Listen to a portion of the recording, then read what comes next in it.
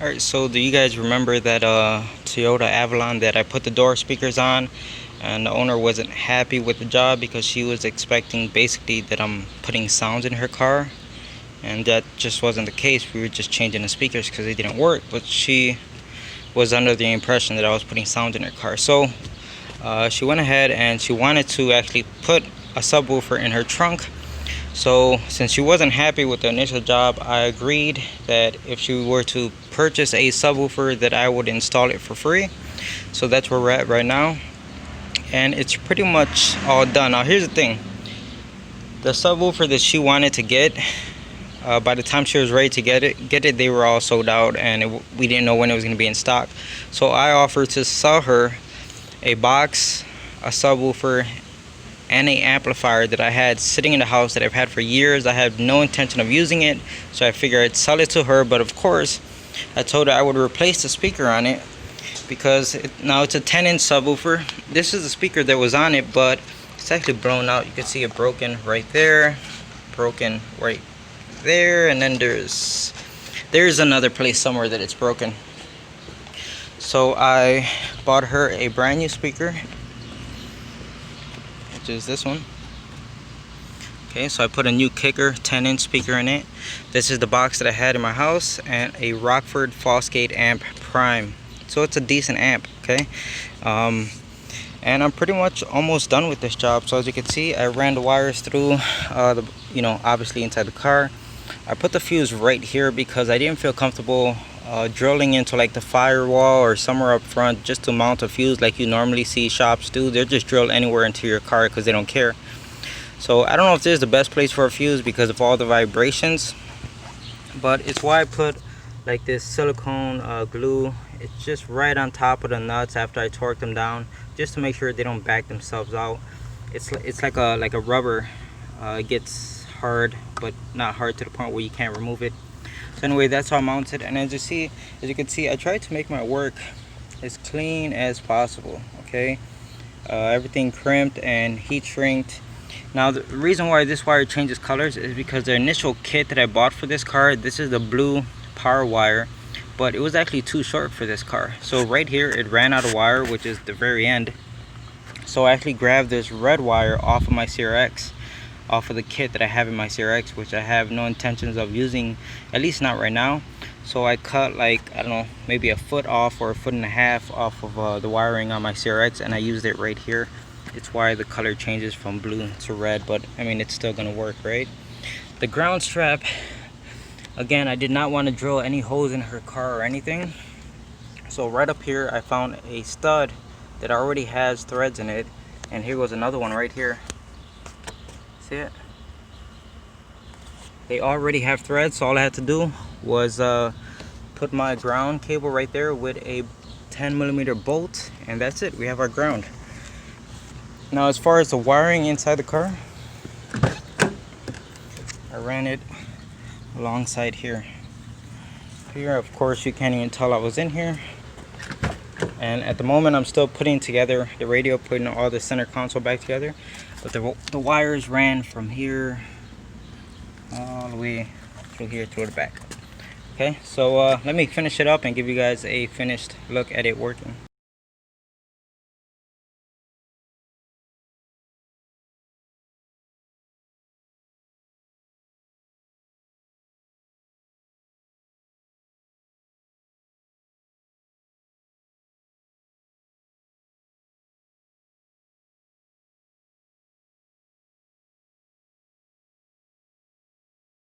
I'm here with a Mitsubishi Outlander.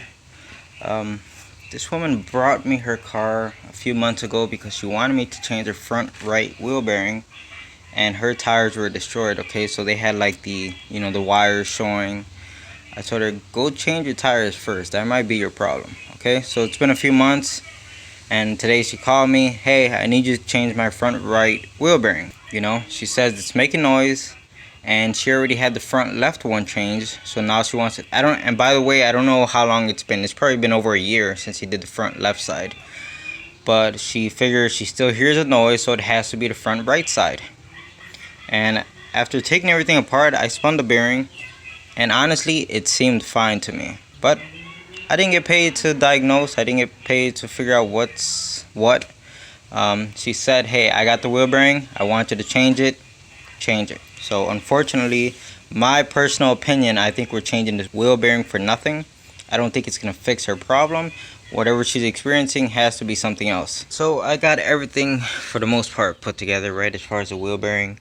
And this car has been a freaking nightmare. The retainer clip for the wheel bearing, freaking nightmare to get off. Just horrible. And I wanted to just cut it off so bad. Okay, just do what I had to. Even if I had to destroy it, just figure out how to get it out, right? Because I was so frustrated. But before you go destroying things, you gotta look to see if the part's available. So I checked the website for local stores, and it's a freaking Mitsubishi Outlander. These cars aren't that common, you know what I mean? So it's hard to get parts for it. So of course there is no part available, so I could not destroy that clip. I just had to just keep fighting it until I got it out. So I pressed in a new wheel bearing, and honestly the new wheel bearing with everything together, you spin the hub and it feels more loose than the one that was on there, if that makes any sense. Not loose as in it's bad and there's play in the bearing, because it's nice and tight, but when you spin it, it just felt like it spun a little bit more than the old one, if that makes any sense. And then I ran into another problem. The caliper bracket bolts, you know, they go here to hold the bracket to the knuckle.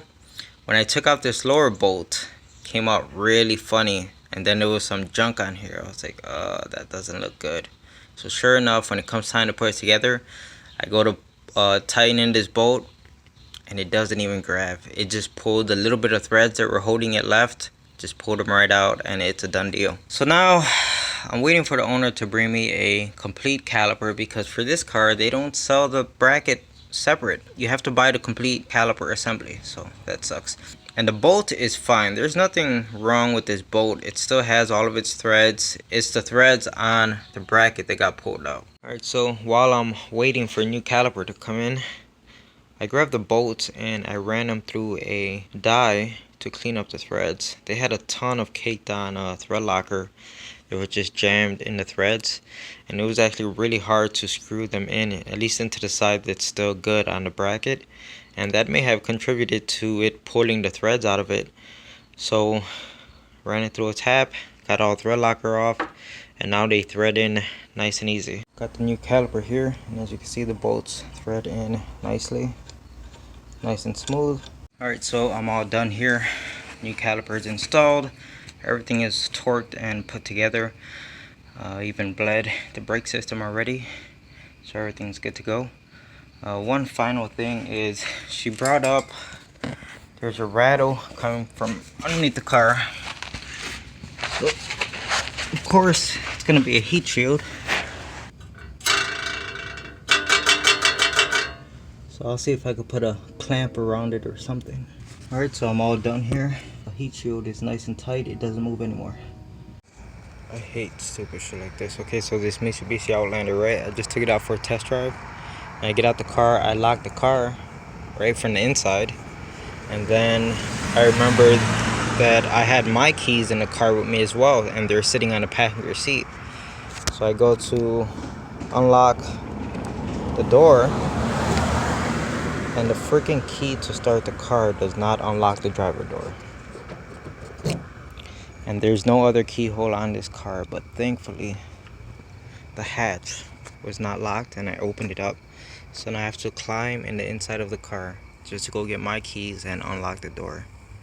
You know, it's fine if your locks don't work on your car and you don't normally lock your car, but the person who's working on it, you have to tell them.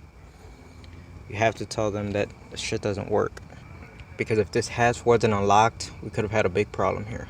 On a Chrysler, what is it, Sebring? Front brakes are grinding, look at that. Now they brought it here for the back brakes because they said the back brakes were grinding. And I started digging into it and take it out for a test drive real fast, and it's actually the front brakes. I just love when people they can't distinguish between the front and the back apparently. But as you can see, I already put the new rotor on. We're actually doing both sides, so we're gonna do new rotors on both sides, and obviously new pads. We got the cheap stuff from AutoZone, no hardware, nothing, so I had to clean and reuse the old hardware clips. But this is the side that was grinding and it's all done. I'm gonna go ahead and knock out the other side. Car also needs outer tie rods. Both of the front wheels just wobble. The owner said it drives great, it just needs brakes, and it's just got a pool of oil underneath the car after sitting here for like 20 minutes. Alright, so I almost forgot to show you guys the pad from the other side. It's no surprise. So look at that. Let's go ahead and get the rotor for this side. Look at this stuff again. You know, who is selling this stuff? I like to imagine, you know, like there's a guy, like say, I don't know, a Mexican guy in the corner. I don't want to stereotype, okay, but let's just say I imagine a Mexican guy in the corner. You know how they like sell oranges or tamales or something like that? I can imagine him just standing in the corner, completely covered in these things. I mean, looking like a big old giant grimace, right? And he's just selling them on the corner, just selling them, and people are just buying them like hotcakes. All right, let me get the rotor. All right, so on this Chrysler, they want me to investigate this oil leak. So I get underneath the car. Clearly, the oil pan is leaking. But look at this. Look at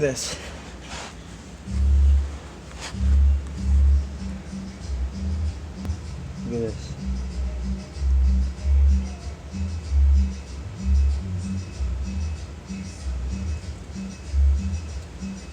What the hell? What is this? Wow, I feel like if I pull this out, like it's just gonna dump all the oil out. This is crazy. This is not a drain plug. Who the hell put this here? Taking this Chrysler out for a test drive after doing the brakes, and look what's on. See a flashing oil light?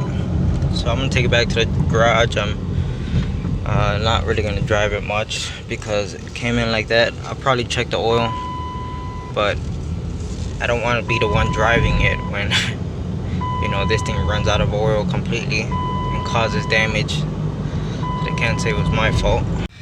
I just checked the oil on the engine and it's just below the minimum mark, and I guess that's why the oil light on the dash is like borderline you know, between switching on and off. But look at this, it's just a rundown car. You know, I opened the hood, everything is just like this, you know. It's clearly a car that no one gave a crap about. 2016, I believe, Dodge Challenger. Not even these newer cars are safe in my area. Look at this. The rear pad on the rotor. Alright, so I just got this Jeep Liberty dropped off. I believe it's a Liberty. Anyway, it came in for front pads and rotors. He said the front brakes are grinding. But as soon as I get in the car, I noticed the brake light is on. And the pedal goes all the way to the floor. This thing has either a busted brake line or a bad master cylinder. Absolutely no brake fluid inside of there.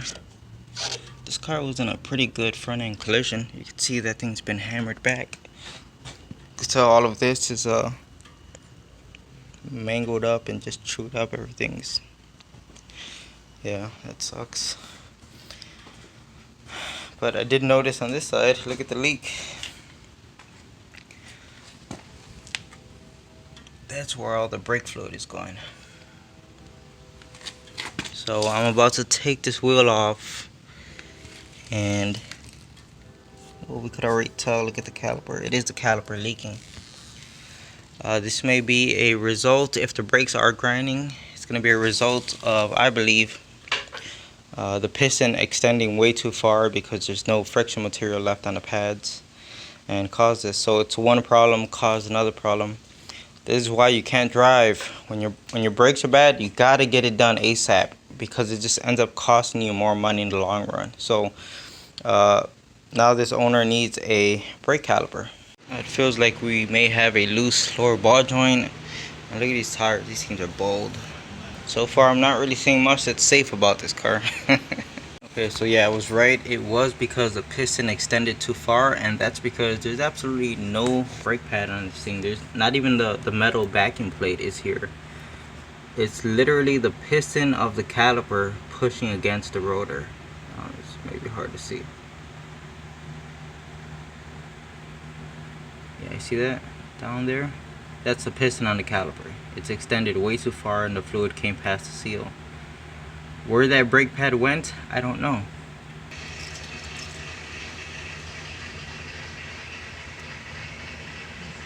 So one thing we noticed, okay, so the owner dropped off. We got the new caliper here, got the new rotors and pads. When I came in here, I noticed that the lower control arm looks relatively new. So he just got here and he told me what happened. So he paid a shop to do that side, and this side is also damaged. Look at this control arm. Look how it's bent upward. It's almost touching the tie rod. It's pretty crazy. So that's why his tires are just being eaten up like crazy and the alignment's all out of whack. So it's even touching the sway bar right there. It's gonna be the next thing that has to get done in this car. So what was wrong with this car? I mean, what caused all of this? You got in an accident? It looks like the front end was an accident. Yeah. Was it you or someone else? Somebody else. Before you bought it? I let one of the little guys from the neighborhood drive and they crashed into the back of somebody's car, a parked car. Wow. And it's just all of this work that's keep on having to get done, like one thing after the next after the next. Yeah, that's crazy. Yeah. And you said, how many sets of tires have you gone through? Man, I've been through at least 15. Get out of here. No, not like, because it'd be like one of the back tires and one of the front. It'd just keep rotating. And this was for about a year. Yeah, for about a year. And I'll say 8 months. But it'll keep rotating. And every time I go to the mechanic shop, they say don't buy like brand new tires because they not gonna be covered under warranty with this stuff going on. Yeah. Because it's my fault basically because they keep getting worn down. So yeah, the real thing here is this control arm needs to get fixed. You know, it's cheaper to fix a control arm than it is to keep buying used tires. You know what I mean? And I gotta get a wheel alignment too. Yep. So yeah, we'll go ahead and take, you know, once we're done with the brakes, I'll give you a quote on getting that fixed, and then you can do that at your own pace, you know. Yeah. But yeah, it's in your best interest to focus on trying to get that control arm fixed rather than keep changing, like worrying about next week where you're gonna get your next used tire from, you know. It's like I need my next crack fix, you know. Where am I gonna get my next fix from? Yeah, and it's like I found the place that's selling for $45, so it's $45 bucks. So it's really. So it's like I could just. It's really like persuading you to just keep getting tires because you figure it's so cheap, you know, because the shop quoted you what, $360 to change a control arm. So you figure it's $360 to change the control arm, but I could keep getting tires for $45 bucks. Yeah. Yeah, but it needs to be fixed the right way. So Right. pull off this wheel, but I mean, look at this on the strut assembly. That doesn't look normal, how it's bent all the way down. I think it should be more in line up here. Let me go check the other side. Might have to just bend that. Yeah, it's supposed to be way up there. So I don't know how that got pulled down, but I know those pieces bend pretty easy, so we'll just bend it back up. Alright, so here we go. We already know this piece is bent. You can see there is some rubbing going on the CV shaft, and it was coming from, I believe, the stabilizer link. We could also see that the stabilizer link itself is bent. And the main thing here is that control arm is snapped in 2 pieces. It looks like it's holding, but it's not. It's actually just separated into pieces. In case you didn't believe me that it's separated, I removed the one bolt from right here, and see, we could practically almost remove this one side of the control arm by itself. And taking a closer look at this side, you can see the control arm was starting to crack right there. Here goes the control arm. Crazy, right? And this ball joint is actually destroyed. Now it's hard to say, was it like this before the control arm broke? I'm gonna assume yes. So alright, so first of all, I've gone ahead and pushed this back into place, and as you can see, I got the suspension loaded before I started torquing anything down. So this nut and bolt is torqued down, so is that one back there, as well as this one right here. In case you're wondering why I have the paint marker on each of the nuts and bolts, it's just for future reference, as a quick indicator to see if something has come loose over time, because things like that do happen. So it's just something I'm trying to get in the habit of doing when I do like suspension base, you know, just really important stuff. So yeah, other than that, I'm just gonna go ahead and put the shield back on the car and put the wheel on it. This Jeep should be all set. Alright, so the Jeep is driving much better. I mean, it's not perfect. The steering wheel is way off. Like I said, the car was in an accident, so who knows, it may have bent tie rods, and of course it is going to need a wheel alignment. But one thing at a time. It gets expensive fixing cars, so yeah, at least the main problem is taken care of and the car is somewhat drivable. Just picked up this drain valve extender for my air compressor. The valve on it is in a bad place and it's just a nightmare to change, so I'm gonna go ahead and do this to make that a lot easier. I also picked up a new air line. You can see the blue one, so that's the new line right there. It's a 50 footer, which is really nice because my old one, which is the black one on the bottom, was a 25 footer, and you find its limitations very quickly when it doesn't reach. So I decided to use the blue one primarily since it's a lot longer, and the black one I got it thrown back there, but I'm gonna go ahead, wrap it up, make it look nice, and it's gonna stay plugged into the tank, but it's gonna be a dedicated line for the sandblaster only.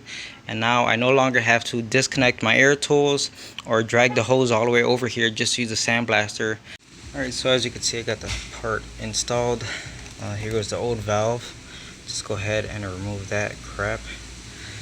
And while I had the valve off, obviously go ahead and drain it. See, this is what came out of here. This is why it's important. And this isn't like, you know, I've never drained it since I bought it because I've done it a few times already. It's just, it doesn't take long for this stuff to build up. And you know, with it being like this, once this thing's standing upright, there's like maybe like a 1/4 inch between the floor and this valve, so there isn't much space, and it becomes a real pain in the butt to get the liquid out of here. So this is gonna be much easier. And what I thought was funny is my girlfriend's like, oh, why don't you watch a YouTube video on how to install that? I'm like, are you kidding me? Like, come on. You have little faith in me. I saw some YouTube videos on people making their own, so you know, someday I was planning on making my own. They just use like a 90-degree, and then they put a pipe coming straight towards the front of the tank with a valve on it similar to this. So yeah, one day I was planning on making my own. Had I known that they just sell them, I would have bought one a long time ago. So since I got the tank like this sideways, I decided to pull this off, and honestly I did not even know that this was an air filter, but I just started unscrewing it and I'm like, oh crap, there's an air filter inside of here. So I'm gonna go ahead and buy a new one of these, get this replaced. I probably have to replace this more often than normal because this compressor actually sits right next to the sandblaster, and that's what all of this stuff is. It's sandblast media that gets in the air.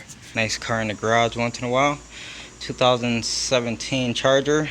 There's a quick one. It's a scatpack. So it's got the 392 Hemi, as you can see. And it's here for front brakes. The pads are extremely low. They're starting to make a lot of noise, and soon they were about to start grinding.